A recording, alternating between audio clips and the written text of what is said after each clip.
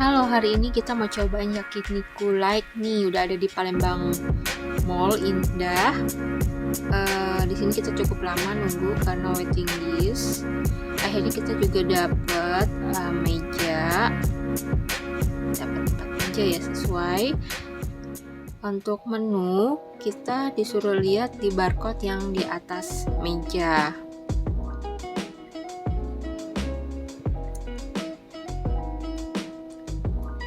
Nah, kayak gini barcode-nya, kita tinggal lihat scan di HP lewat Google Lens. Terus bisa langsung pesan, bisa langsung bayar via online, simple.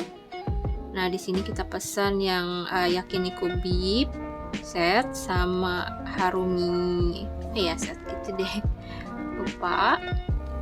Di sini masaknya grillnya itu asapnya oke banget, dia nggak ngeluarin asap, cocok banget buat kita dan anak-anak ya, jadi asapnya nggak bikin batuk dan lain-lain, soalnya benar-benar nggak ada asap tuh kayak gitu. Enak.